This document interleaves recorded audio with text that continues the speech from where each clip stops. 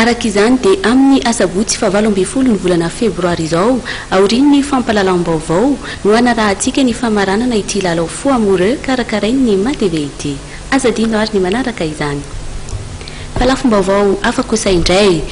fitaompivavahana lehibe no nentin'ny fikambanana zanaky ny mpitandrina adventiste avy eto Antananarivo sy ny manodidina hitrotroana-bavaka ny taona 17 teny amin'ny fiangonana adventiste mitandrina ny andro 17 ivato no nanatanterahana izany ny asabotsy 1 ny volana febroary lasa teo Velzislain.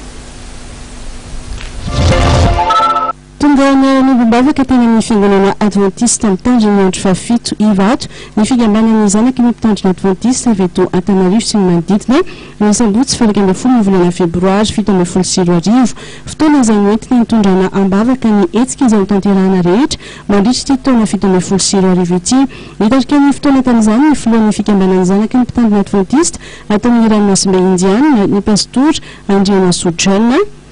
marina fa mizara roa ity fikambanana zanaky ny mpitandrina adventiste ity eo aloha ny fikambanana zanaky ireo mpitandrina mbola amperinasy no nantsona hoe pakia junior ary eo kosa ny fikambanana zanaky ireo mpitandrina efa misotro ronono ny pakia senior manazava ny tanjony ny fikambanana ny tompony andraikitry ny pakia senior. Ny pakia dia manana tanjona amerina ny maro ambana izay mihitsy le tanjonay amerina ny maro ambana ary ampitokely koa ngamba ny tarigetranay dia izao mifampitantana hiditra ny tanikanana bangoina zany dia izay no asa sahanay eo anivon'ny fiangonana arak'izany tanjona izay hotratrarina izany dia amerina ny maro ambana sy mifampitantana ao an-tanikanana dia anana fivoahana izay entinay iantsoana reo namanay izay